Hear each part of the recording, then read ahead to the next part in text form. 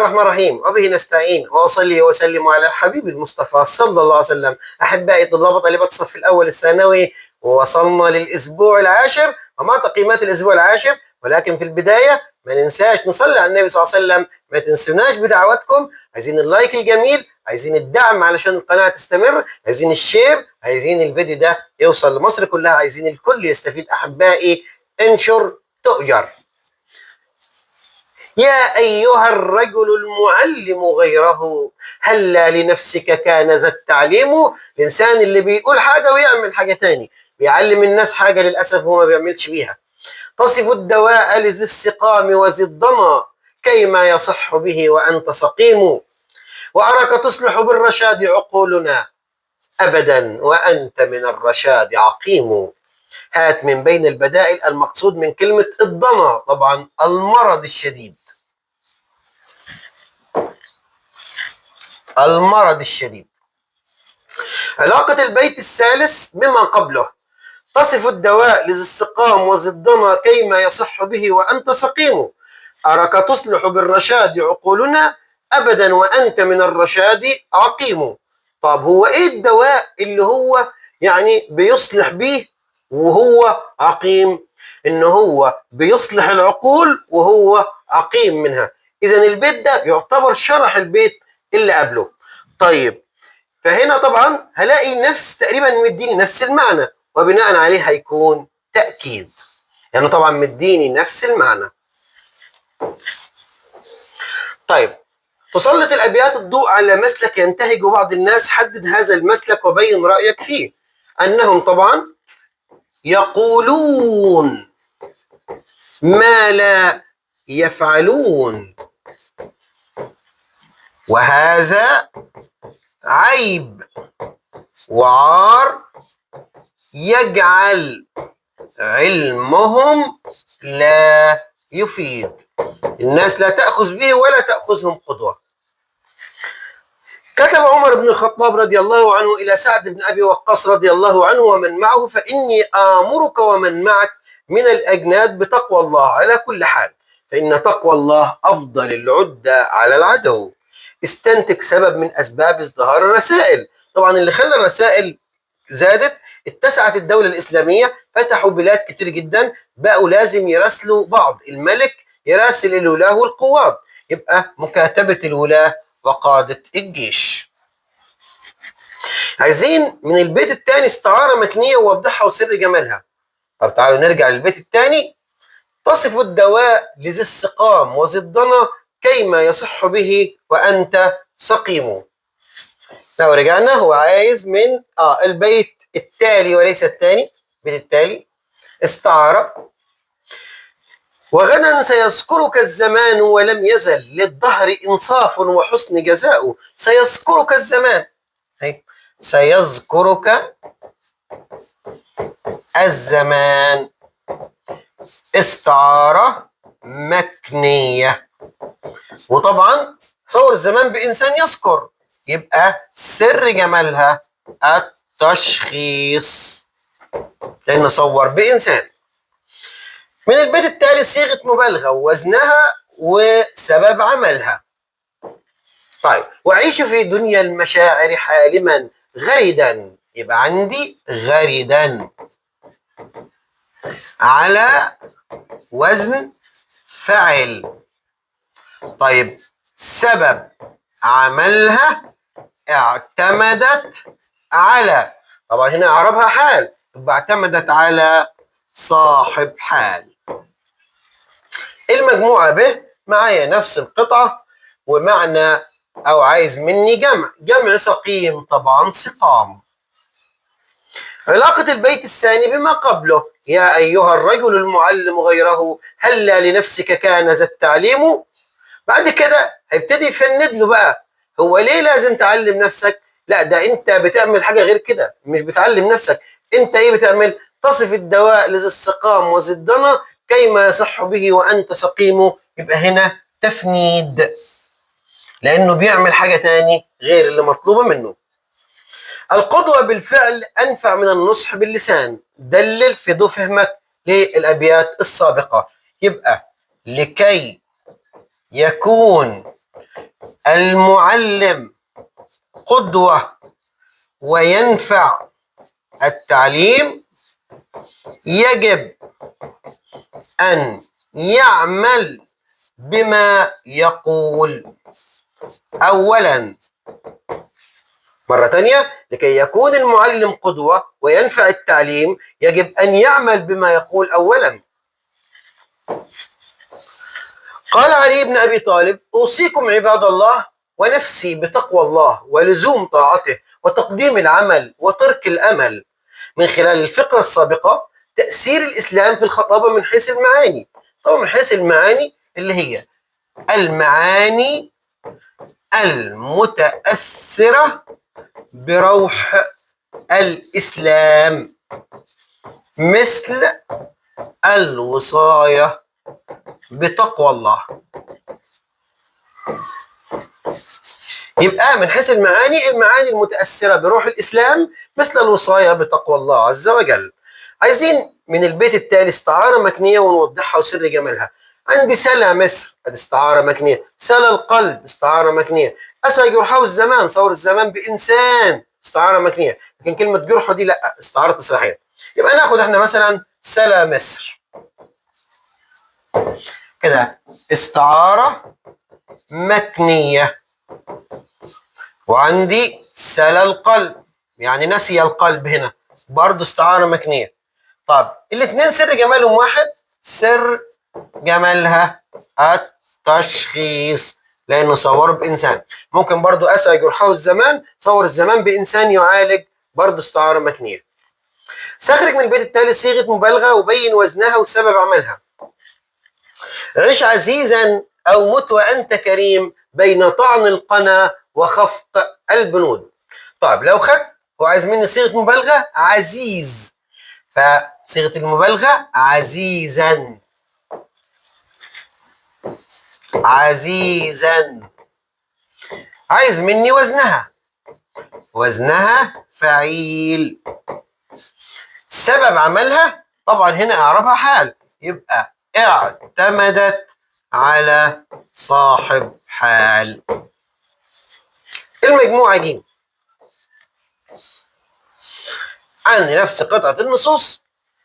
مضاد الرشاد طبعا الغواية يعني الضلال. علاقة كي ما كي لكي يعني، فطبعا واضحة، قلت تديني تعليل.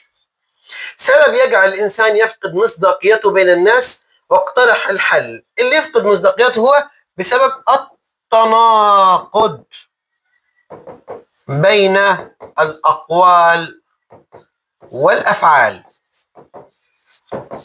والحل أن يفعل ما يقول لكي يكون قدوة.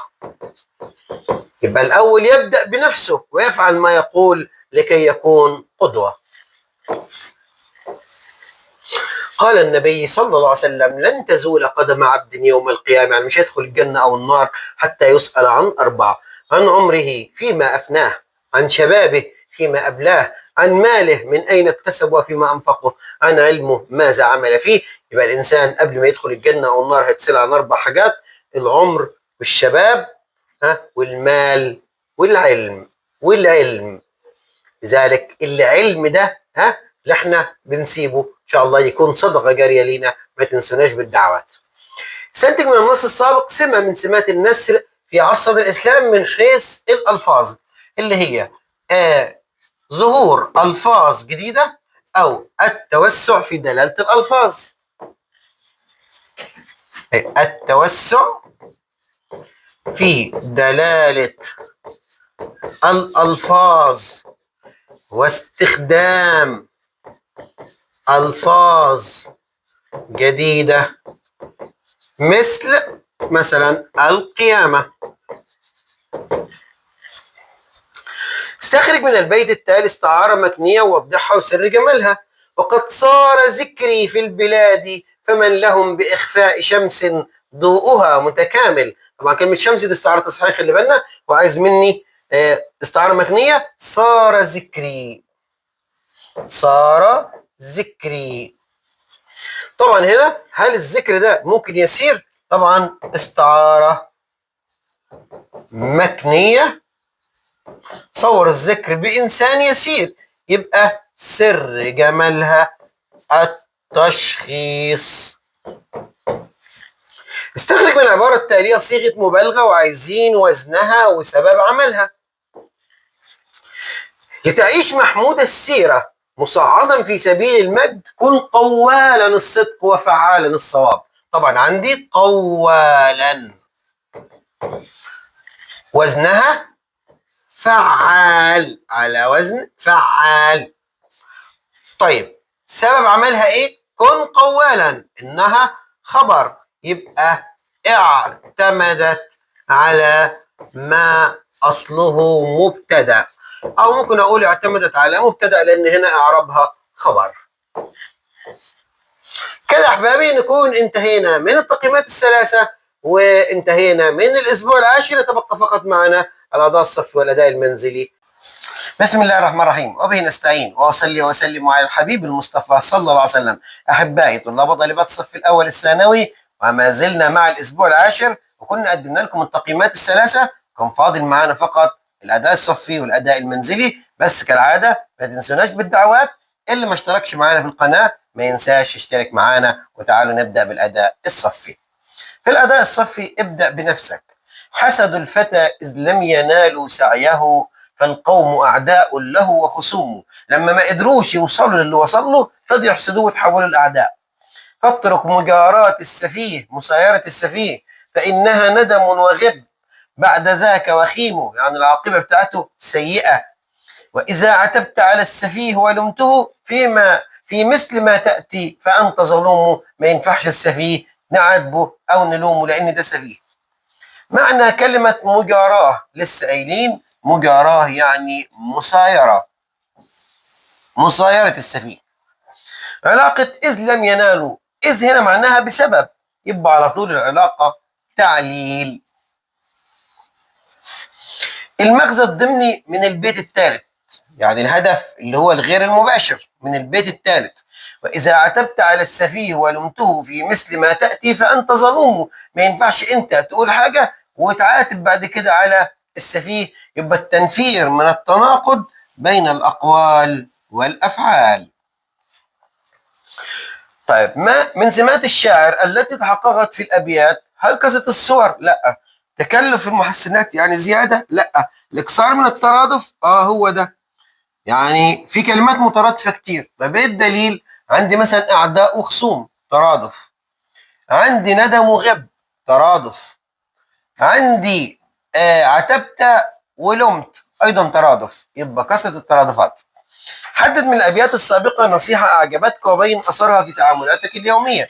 هنا بينصحني إن أنا عدم مسايرة السفيه لأنها عاقبتها سيئة. يبقى النصيحة عدم مسايرة السفيه. طب أثرها إيه في تعاملاتك؟ لأن أثرها سيء على الفرد والجماعة. طيب قال الشاعر: لا يذهب الخير سدى، سدى يعني دون فائدة.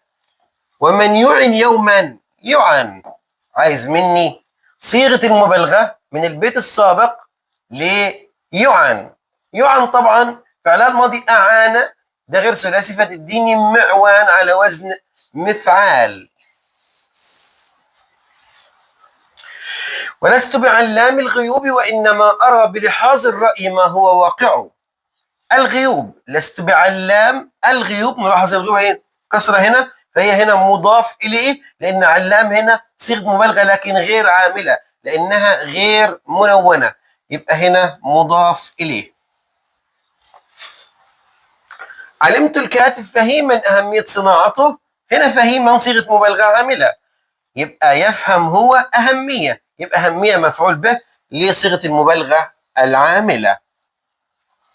حول اسم الفاعل بيقول لي في العبارة لصيغة مبالغة وبين السبب وحدد المعمول واعربه. كل ده تمام.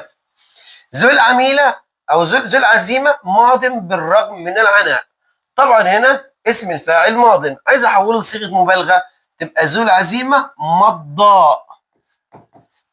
ذو العزيمه مضاء بالرغم من العناء. كده انا حولتها. طب دي البدايه. بعد كده سبب عملها، طبعا هي عامله لانها خبر فاعتمدت على مبتدا. سبب عملها اعتمدت على مبتدا.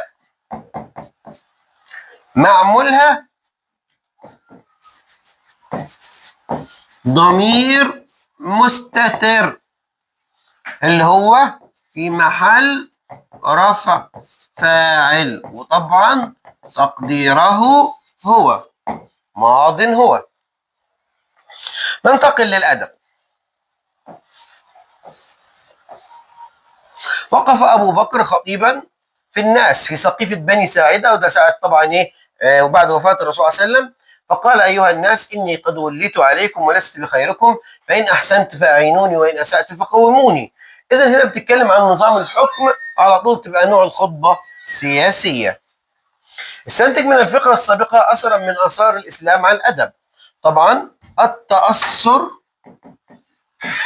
بروح الإسلام في المعاني، إن المعاني متأثرة بروح الإسلام، حيث تتحدث عن تقويم الحاكم. الاستعارة المكنية وبين نوعها وسر جمالها. ولد الهدى فالكائنات ضياء، وفم الزمان تبسم وسناء. فلو خدت فم الزمان، صور الزمان بإنسان له فم، حذف الإنسان الطرف الثاني، تبقى دي استعارة مكنية. طب صور الزمان بإنسان، يبقى سر جمالها التشخيص. أديم مطال الجوع حتى أميته، وأضرب عنه الذكر صفحا فأزهده. أميته، طبعا هنا بيميت الجوع. صور الجوع بإنسان يموت أو بكائن حي يموت، حذف الطرف الثاني اللي هو الإنسان.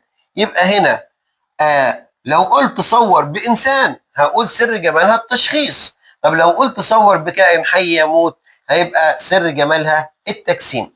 يبقى أميته استعارة مكنية، وسر جمالها التشخيص. عاد الربيع في الدنيا، عاد الربيع إلى الدنيا بموكبه فزينت واكتست بالسندس الشجر. عاد الربيع، طبعا صور الربيع بإنسان يعود، حذف الإنسان الطرف الثاني، تبقى استعارة مكنية. وطبعا هنا سر جمالها صورها بإنسان يعود، يبقى التشخيص.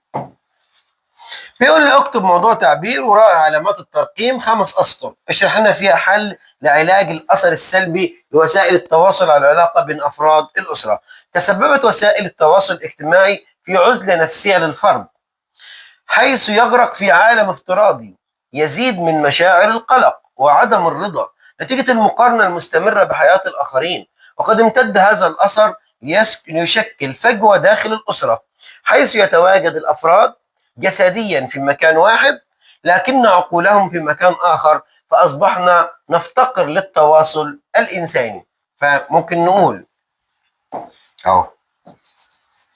فيجب أن ينشغل الفرد بأمور أخرى ويستغل وسائل التواصل فيما يفيد فقط. ندي فرصة لأحبابنا لتصوير السبورة. كتبت لك أهو 6 سطور علشان لو اختصرت يطلعوا معاك 5 سطور.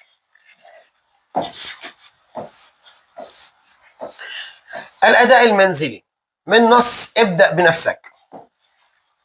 لا تنهى عن خلق وتأتي مثله، عار عليك إذا فعلت عظيم. ابدأ بنفسك فانهها عن غيها، فإذا انتهت عنه فأنت حكيم. فهناك يقبل ما وعظت ويقتدى بالعلم منك وينفع التعليم. علشان تعلم الناس لازم انت تعمل بالعلم ده الاول عشان يقبلوا منك العلم، والا هيقول لك يا راجل روح ابدا بنفسك الاول. فطبعا ما ينفعش يبقى في تناقض بين الاقوال والافعال. طبعا الغي معناها الضلال. علاقة قوله وينفع التعليم، طيب يقبل ما وعظت ويقتدى، وبعد كده وينفع التعليم، هلاقي الاثنين بنفس المعنى على طول تديني تأكيد.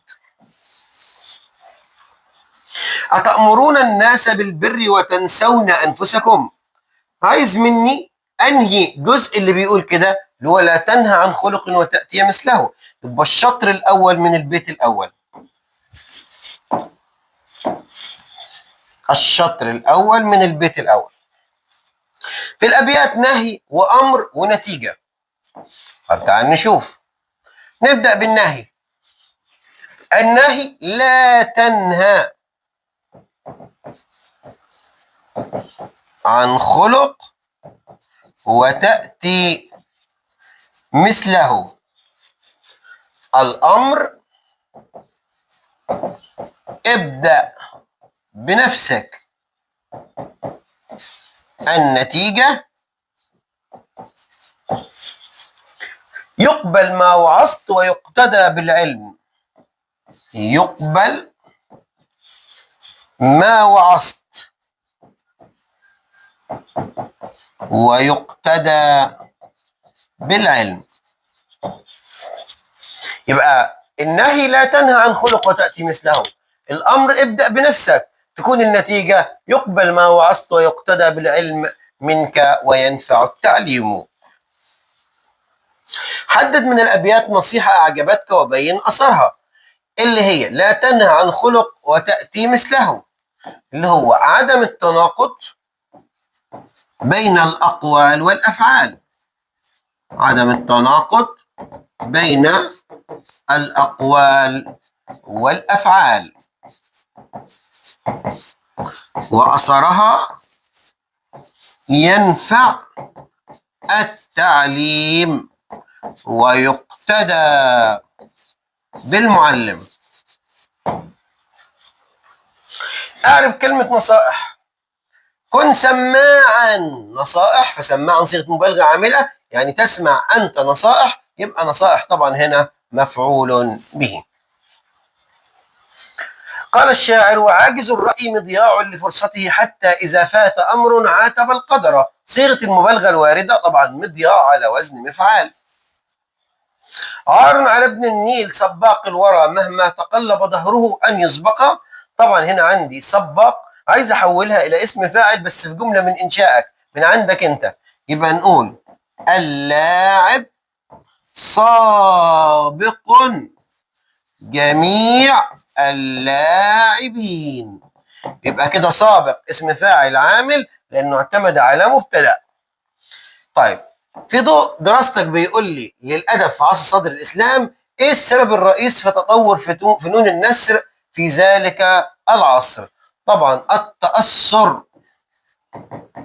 بالقرآن الكريم والحديث الشريف والإسلام ومبادئه. والإسلام، مبادئ الإسلام، مبادئ الدعوة الإسلامية. استعارة المكنية ونوعها وسر جمالها. ليبسم في محياك الرجاء ويبرق في أسرتك الهنا. عند اتنين، يبسم محياك يعني يبتسم وجهك، والتانية بقى يبسم في محياك ايه؟ الرجاء، صور الرجاء بإنسان يبتسم، وبرضه يبرق الهناء، صور الهنا بشيء مادي يبرق. ناخد مثلا يبسم الرجاء. يبسم الرجاء استعارة مكنية، صور الرجاء بإنسان يبتسم، هو سر جمالها التشخيص. والظل يسرق في الخمائل خطوة والغصن يخطر خطرة النشوان. الظل يسرق، هل الظل بيسرق؟ الغصن بيخطر، هل الغصن بيخطر؟ استعارتين اهو. هل ناخد مثلا الظل يسرق. الظل يسرق استعارة مكنية. صور الظل بلص واللص ده إنسان، يبقى سر جمالها التشخيص. يا سماء الشرق طوفي بالضياء وانشري شمسك في كل سماء. يا سمائي، طبعا هنا المفروض يا سماء لأنها منادى مضاف. يا سماء الشرق. طيب طبعا هنا هل السماء ممكن نناديها؟ يا سماء. طبعا دي كده استعارة مكنية. صور السماء بإنسان بالنادي، حذف الإنسان الطرف الثاني، يبقى سر جمالها التشخيص. عايز موضوع تعبير وراء علامات الترقيم 5 أسطر تصف حلمك اللي بتتطلع إليه وتسعى لتحقيقه. حلمي أن أصبح منارة للنجاح ولا أكتفي بعبور الحياة كطيف عابر، بل أسعى لترك بصمة خالدة تنفع الناس وترفع من شأن مجتمعي. أطمح أن أمتلك القدرة لتحويل التحديات الصعبة إلى فرص حقيقية. فحلمي لا يتوقف عند حدود، بل يمتد ليشمل عائلتي ووطني. لقد قطعت عهدا على نفسي أن أستمر في تحقيق أحلامي مهما كانت الصعوبات. وكده أحبابي نكون انتهينا من التقييمات الثلاثة وانتهينا من الأسبوع العاشر. انتظرونا في القادم، وفقكم الله.